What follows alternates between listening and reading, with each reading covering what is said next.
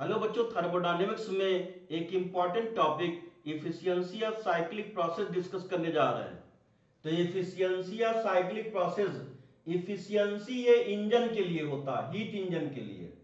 तो ये block diagram, heat engine और ये सोर्स का टेम्परेचर T1 केल्विन, हमेशा सोर्स या सिंक के टेम्परेचर को केल्विन में रखते हैं क्वेश्चन सॉल्व करने के लिए।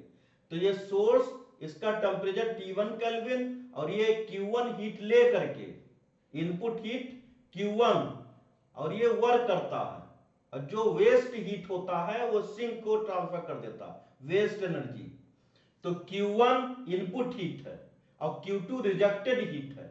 तो इनपुट हीट जो टेकन हीट है वो पॉजिटिव साइन में रिप्रेजेंट करते हैं और जो रिजेक्टेड हीट है वो नेगेटिव साइन से रिप्रेजेंट करते हैं। तो W equal to Q1 minus Q2, ये आउटपुट वर्क डन है। इफिशियंसी ईटा में लिखते हैं, efficiency equal to output upon input into 100। Efficiency हमेशा परसेंटेज में होता। तो efficiency equal to work done upon heat supplied. तो इंजन की इफिशियंसी निकालते समय हीट सप्लाइड ली जाती है। तो eta equal to W by Q1 और W की वैल्यू यहां से इसमें पुट कर देंगे। तो Q1 minus Q2 upon Q1, eta equal to Q1 upon Q1 minus Q2 upon Q1।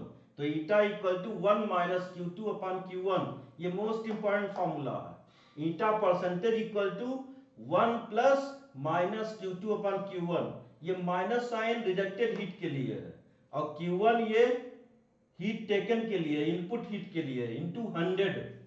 अब इससे रिलेटेड एक न्यूमेरिकल है। A cyclic process has 3 steps and heat involved in the 3 steps are Q1 equal to 1300 joule, Q2 equal to minus 200 joule, Q3 equal to 700 joule, and the corresponding work done by the engine is W1 equal to 450 joule, W2 equal to 100 joule, W3 equal to question mark.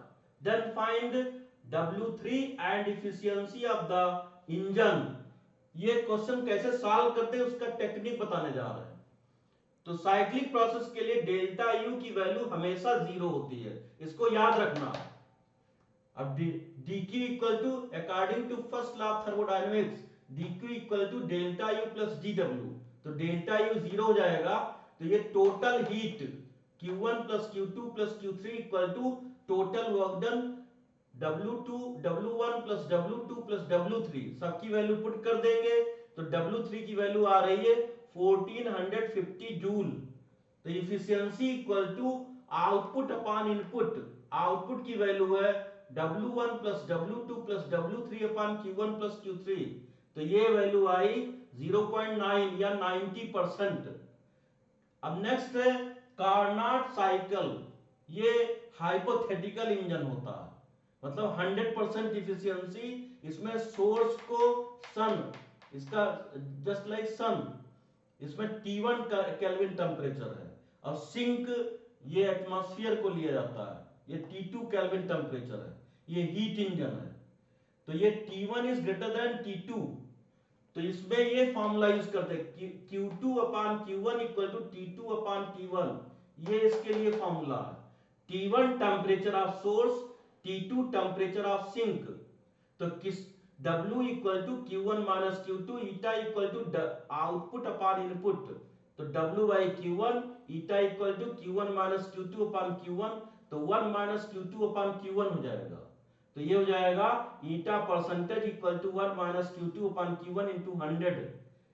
ये important point है, किसी भी engine की efficiency 100% नहीं हो सकती है, वो एनर्जी वेस्ट होता है साउंड, हीट और दूसरे फॉर्म में।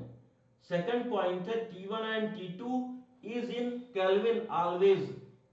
100% हीट को वर्क में कन्वर्ट करना नामुमकिन है। तो ये ब्लॉक डायग्राम है। Thank you.